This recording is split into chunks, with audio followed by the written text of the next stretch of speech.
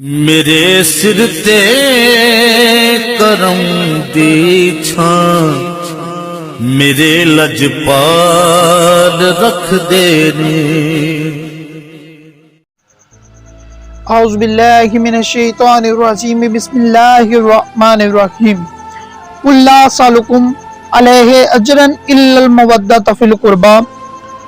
میرے حبیب فرما دیجئے کہ اے مومنوں، میں تم سے تبلیغ رسالت کے بدلے کچھ اجرت نہیں چاہتا، قریبیوں کی محبت اور مودت کو لازم پکڑو۔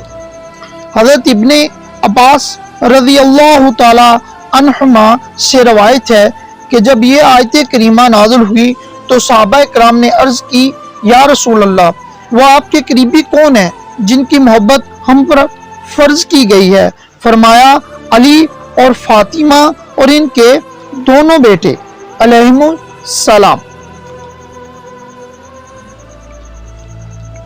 حضرت مسلم بن عقیل بن ابی طالب علیہ السلام کی کوفہ روانگی۔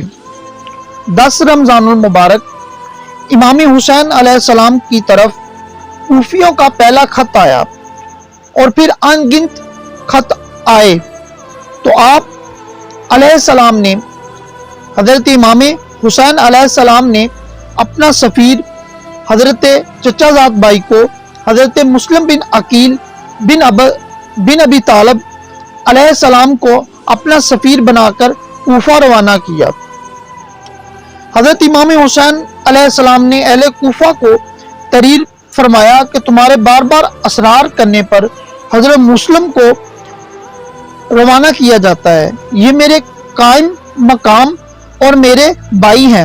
حضرت مسلم کے دونوں فرزند محمد اور ابراہیم جو کہ آپ نے باپ کے بہت پیارے تھے، یہ بھی اس سفر میں آپ کے ساتھ گئے تھے۔ حضرت مسلم بن عقیل کوفہ پہنچ کر مختار بن عبیدہ کے مکان میں قیام فرمایا۔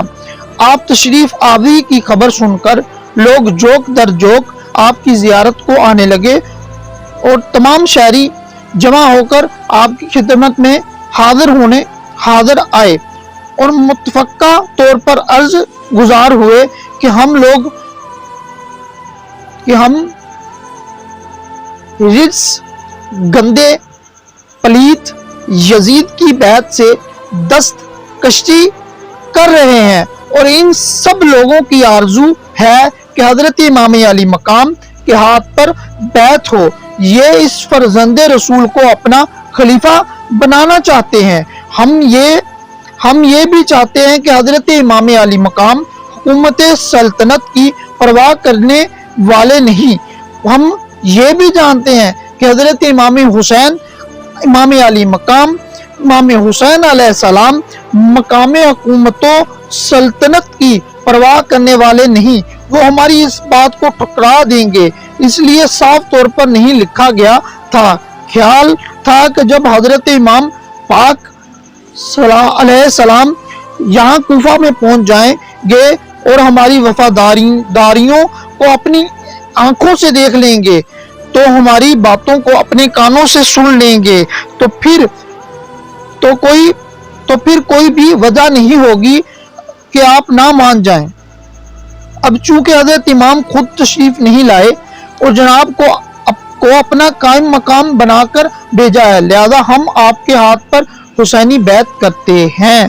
یہاں سے حضرت امام حسین نبی و ولی کے نور العین ہمارے خلیفہ ہیں، ہماری گردنوں کے مالک ہیں، ہماری جانی اور مال اور اولاد آپ کی حمایت کے لیے وقف ہے۔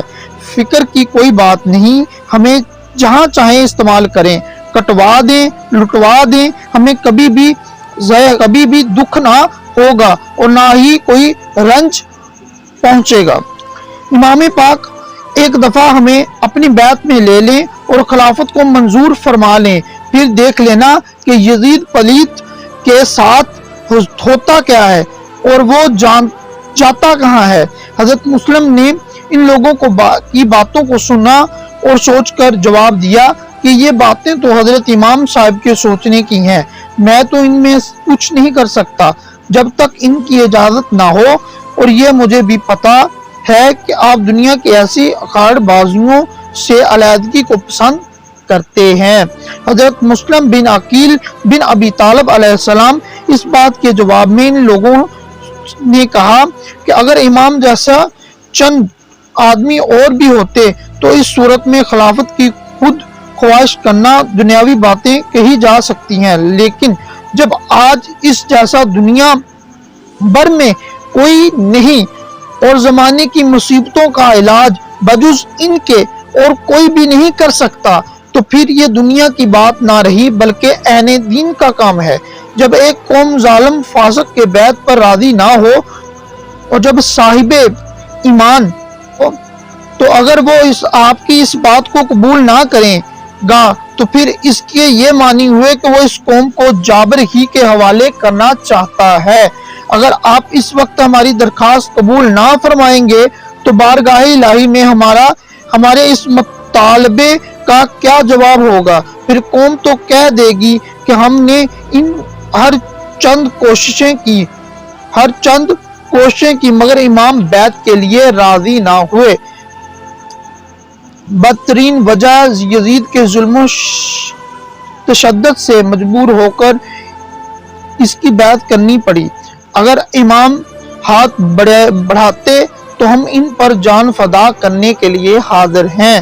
پس ان لوگوں نے حضرت مسلم بن عقیل علیہ السلام کو مجبور کیا کہ یہ زیادہ گہری سوچنے والی کوئی بات نہیں، آپ بسم اللہ پڑھ کر ہاتھ بڑھائیں اور ہم سے بیعت لیجئے اور پھر ہمیں جانچ لینا اور آزما لینا، اس کے بعد امام کی جانب میں ہماری سفارش کرنا، اور پھر جب امام یہاں پہنچ جائیں تو اگر ان کو کسی بات پر آپ سے ناراضی بن سکتی ہو تو ہم آپ کی طرف سے تمام خطا و قصور کو اپنے ذمے لے کر امام کو خوش کر دینے کے بھی ضامن ہیں۔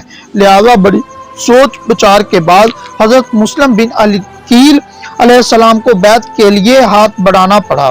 12,000 سے زیادہ تعداد تھی جنہوں نے آپ کے ہاتھ مبارک پر حضرت امام حسین علیہ السلام کی بیعت قبول کی، اور پھر ہر روز زیادہ سے زیادہ تعداد میں آتے اور بیعت ہوتے رہے کہ 40,000 عراقی حسینی بیعت میں شامل ہو گئے۔ چونکہ حضرت مسلم بن عقیل بن ابی طالب علیہ السلام اہل عراق کی عقیدت کو دیکھ چکے تھے، لہذا سفارش لکھنے کے لیے آمادہ ہو گئے۔ تو اب ان لوگوں نے کہا کہ بیعت الخلافت والی بات صاف طور پر نہ لکھی جائے تاکہ حضرت امام علی مقام غور و فکر میں پڑھ کر کہیں رک نہ جائیں۔ تو پھر حضرت مسلم بن عقیل بن ابی طالب ان لوگوں کی خاطر خواہ مضمون نے حضرت جناب امام حسین علیہ السلام کی خدمت میں کوفہ پہنچنے کے لیے پرجوش سفارش لکھ دی۔ اب اہل کوفہ کا یہ جوش دیکھ کر حضرت نعمان ابن بشیر صحابی نے، جو کہ اس وقت حکومت شام کی طرف سے کوفہ کے والی گورنر تھے، انہوں نے اہل کوفہ کو مطلع کیا کہ یہ بیعت یزید کی مرضی کے خلاف ہے اور وہ اس سے بڑکے گا۔ حضرت نعمان نے اتنی سی اطلاع دے کر ضابطہ کی کارروائی کو ختم کر دیا اور خاموش ہو بیٹھے، اس معاملے میں اور کسی قسم کی مداخلت نہ کی۔